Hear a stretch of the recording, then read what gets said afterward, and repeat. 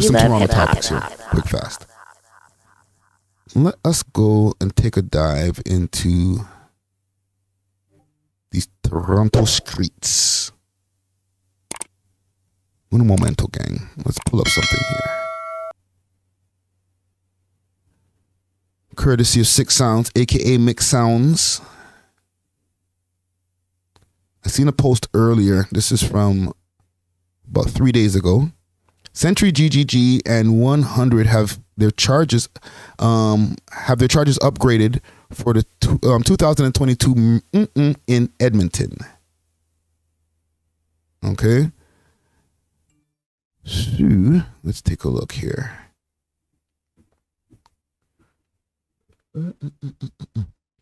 So investigators have identified an 8th victim who was struck by fire in a shooting. As a result, the charges against have been revised.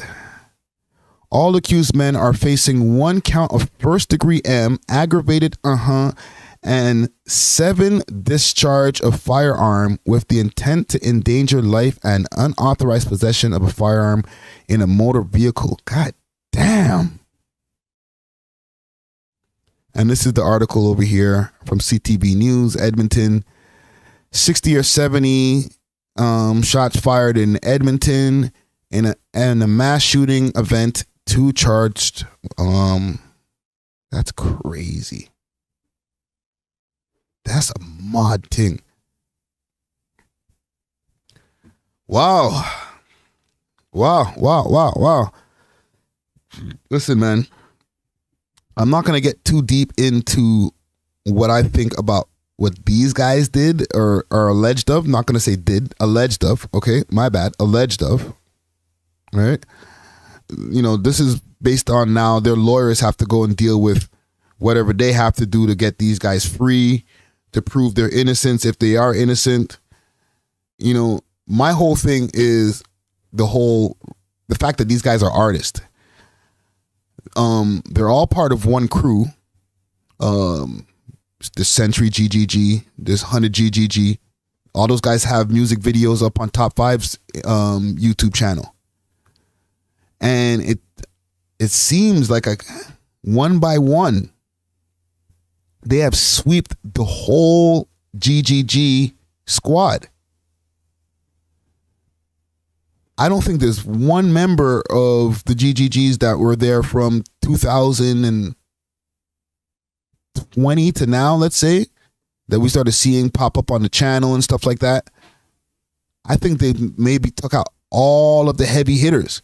I'm sure they're still, listen, they're not a small, I'm not talking about GGG as a gang. I'm talking about just Top 5's crew of people, you know, over there in Lawrence Heights, aka Jungle, like his fam, his peoples. I'm sure that there's not just those guys, the rappers. There's way more, and there's probably up and coming rappers. Who else is left? Juicy Hamburger says everyone is getting locked. Like, when you really think about it, you have Top 5 who's inside right now. Flippa GGG who's inside right now. These 2 gentlemen, 1HUNNID. And 1HUNNID, he popped out on the Rolling Loud show back in 2020. Okay, he Charlie B brought him out. Surprise performance, 100 GGG. I was like, it's lit. This is a good look for him. You know, getting to see that ocean of people out there in the Rolling Loud crowd. And then, you know, Century GGG, I always knew about him. You know, like Top 5 he's mentioned a lot of these guys in Instagram lives. Like, yo, I got all my guys, you know, hit this guy's next. Like, he's a great promoter when it comes to artists. Okay? He's one of the best promoters in the city, especially when it comes to his own stuff, like G41. Yes. Is G41 inside too, fam? Juicy Hamburger, let me know in the comments. Is G41 inside too? Trust me. And There's a doctor says big win for Edmonton police. For now, in the end of the day, it has to be a conviction for it to be a complete W for the police department over there, for the whole justice department over there. Okay, it has to be a conviction.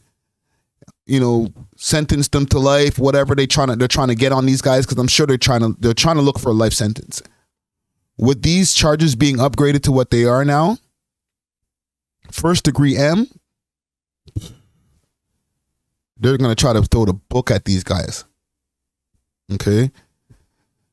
But it's one thing when it's like one member of the crew, maybe a couple of members of the crew that are dealing with legal issues. If anything, like, if the Mandem could put their money together from the different legal activities that they do and, put some lawyer money together, we can handle trying to get out 2 guys. Okay? But when it comes to 5, 6 guys from the crew, those legal fees, it starts to add up, fam. That's crazy. Damn, man. Do y'all think that we've had conversations, big salute to Dusty Wallace. Him and I have had conversations, and I feel like other people have popped up on the podcast and have mentioned the same thing. I'm going to take this poll down here for China Mac. Other people have popped up on the podcast and said that the cops, they have a vendetta against Toronto rappers. Let me ask you guys in the comments.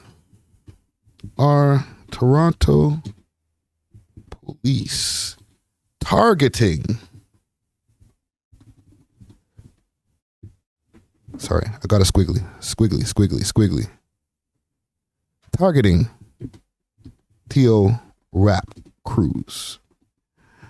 Because even over this year, or the last couple of years have been a blur, but I've seen like huge bust where they have a whole bunch of different things on the table. Obviously, they always have the guns and, all the different amounts of weights and the cash and all that stuff on the table. And then they'll have the jewelry. And they've had jewelry of rappers who I've seen pop up on my podcast or, music videos that I've seen. And I'm like, damn, they're getting at them like that? Like, even the rapper pendants? So is it a thing of these guys bringing it on themselves, or do the cops have like a personal vendetta when it comes to Toronto rap? Like, don't like that shit over there. Don't like that shit over there. Right? They can't let it get past a certain level, or they ain't gonna have no control of this. You know what I'm saying? If all these guys who used to be street guys become millionaires now, like, they don't let these niggas get rich. Oh no. Right? Let me know what y'all think in the poll. Let me see what y'all saying in the comments right here. Yardman416 says cops usually don't bring you in unless they got something. That's a fact. But I do think rapping brings a bullseye on them. Also a fact. Yeah. Abdul 2 a.m. says they caught them on the scene with the M weapon. The Toronto police even confirmed that the used in the mass shooting were guns related to multiple shootings in Toronto. God damn. They got a lot going on this, eh? They're trying to fry these guys. Yeah, man. Let me see what y'all are saying in the poll here. 4 votes so far. 100%. Our Toronto police targeting the Toronto rap crews. 100% of y'all saying yes right now. That's crazy. So there's like no doubt about it that the Mandem are being targeted. Hey. I feel like it's a bit of both. I feel that there is targeting that goes on, racial profiling, all the different things. They're looking to see, if a lot of you rap guys are actually in gangs and stuff like that and not real, just rap crews. So that's a thing. Like, we're not going to act like that's not a thing. Whether we're going to call that targeting or not, or them just trying to do their quote unquote job, I don't know. I don't know where the line is, right? And let's play devil's advocate for a quick second. If you're the cops and you're trying to get crime off the streets and get gangs off the streets and stuff, right? And I'm doing the quotation fingers again, okay? For anybody who's not watching the screen. Because everybody's that I'm talking about is in rap crews. But if cops are trying to get gangs off the street and they think that rap is intertwined with gang violence and ray-tay-tay, and rappers don't make it easier when they're jumping online saying I'm smoking on this, smoking on that person, and the people that they're talking about are deceased, whether they're responsible for the bodies or not. Okay? And I'm not saying with these gentlemen here, I'm just saying in general, because there's a lot of guys who will jump online and be like, I'm smoking on so-and-so, I'm smoking on so-and-so, and they wasn't nowhere near where that person was when the body dropped. Okay? They were in a complete different city. They actually have an alibi.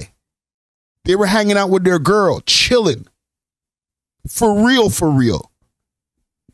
But when they found out that one of their ops were deceased, they're like, I'm smoking at such and such pack. Now, putting the attention on themselves. Like, are you one of the suspects? Like crazy shit. It don't even make sense to me. Far less more than if you are, allegedly responsible for any of the bodies, and then you're like, I'm smoking on them. I don't know which one is crazier. Knowing that in the back of your mind, you're responsible for the body, and then you get on Instagram or you get on whatever platform and you're like, ha, ha, ha, I'm smoking such and such strain. Or not even being responsible for the body and then still jumping on Instagram and being like, ha, ha, ha, let's make fun of this person's death. Both of them are crazy. But I can't even, with the way that the whole clout game has been just turned into a whole other thing, I don't know which one is crazier. Whether you actually have the body or you didn't, and you're still on the gram talking about it. We're not even talking about people who are like, oh, he just got punched up. We're talking about people who are deceased. And niggas are relishing, laughing at the shit. Okay? So if there is some kind of like target that maybe the boy them might have, part of that's kind of brought on themselves. You know what I'm saying? They're kind of making the job easier. If there's a social media department over at the police station, they don't have to work that hard. We also have to keep in mind a lot of these police that be out here, they're like 20-something years old. They're like 22. Some of these new ones, 25, 26. They're on the gram watching you before they even got the job. So when they get in the station now, they're like, oh, I know who's up in the mix. I know who's doing what. And guess what? Now I got the job to do something about it. Like, what? And they're a fan. Mud thing. That's a mud thing. Mud thing. Thinking of mud thing. Imagine that. The nigga's a fan of your music. Pulls you over because he's been listening to your shit for so long. So intently. He knows all about your life story, all types of shit, that it makes it even easier for him to find you when it's time to arrest you. Holy shit. Mud thing. Thinking of mud thing. That's crazy. I'm like having an epiphany over here, fam. Wow. And then they go home. Yo, ghost 33 says, imagine boy them face when they gals playing top 5. Fam, they're going home to their girl and bragging, yo, guess who I arrested today? A lie. And their girl speaks like that too. A lie. You met him? Yeah, fam. I had to put the cops on him. Right? Getting real Toronto accenty when they get home. Go back to the station. Hey, sir, how you doing? You know, doing a procedure 13, 4415, and whatever the frick these guys say. You know what I'm saying? Code switch real quick. Get back home to Shorty. Yo, Shorty, guess who I arrested today?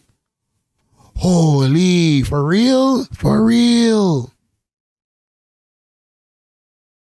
Fam, you were just playing his music on when you were getting ready this morning. You know what I'm saying? That's crazy.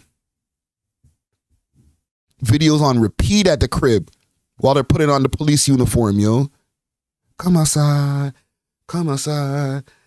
You know, putting on the little police hat there, whatever they call that little hat. And niggas in gangbang, you know, come outside. Like, put it on their little black Ray-Bans or whatever they wear. Crazy. Yo, listen, I'm making jokes or whatever, but in the end of the day, this does happen. All right?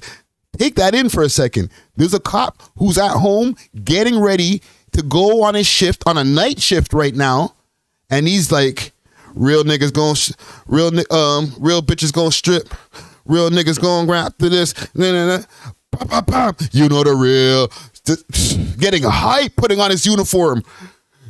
You know the dog's a demon. You know what I'm saying? Getting all hype, putting on the blue. Oh, I'm like, going out, I'm going to arrest some niggas tonight. You know that the dog's and the demon. See Alina, clearly. What? Puts on his Ray-Bans. Jumps in the car. Soon as he comes out, whoop, whoop, finds somebody to arrest. He's hyped now. You know what I'm saying? Crazy. Wrote the success of Friday's painting a movie. Yo, Director X, make that a scene in your next flick, yo. The cop's at home getting ready to go on his shift. You know the dogs and the demons. See Alina Cleveland. She says she can't work on her reds. I told that broke bitch, shut up. I told that dumb bitch, shut up. You know what I'm saying? Putting on his combat boots. I told that dumb bitch, shut up. Just getting hype for his shift, yo. I'm gonna arrest 30 niggas tonight. Watch when I get outside. Holy shit. You know what I'm saying? You know how mans are like, yo, when I get outside, I'm gonna nip up the whole block, fam. Yo, I got the bling tonight, fam. I'm gonna get all the fiends. The cops on the reverse, they're like, yo, watch when I get outside tonight. I'm gonna arrest mad niggas. Ain't nobody gonna get away with shit when I touch road tonight, fam. You know what I'm saying? The life of a Toronto cop. Martin, thinking of Martin. Holy smokes. Toronto cop goes outside on 100, bro. You know what I'm saying? You don't want to gurks one of these young boys if they think you could run away from me. I seen you trying to sell that thing, bro. Get over here. Holy. But yo, man, salute to these young gentlemen here. I got sidetracked real quick. You know what I'm saying? I got sidetracked. Salute to these young gentlemen here. Hopefully, you know, they're innocent of the charges that they're going through right now. You know what I'm saying? As far as the poll and what y'all believe as far as our Toronto police targeting the TO rap crews, 91% says yes. Only 9% ain't buying it. You know what I'm saying? So, hey, listen, and Road to Success just said here, Great skit idea. Okay. Yo, a man like Joseph, them dogs, all y'all niggas right there. If y'all see this live here and you want to use that skit, listen, just holler at the bro.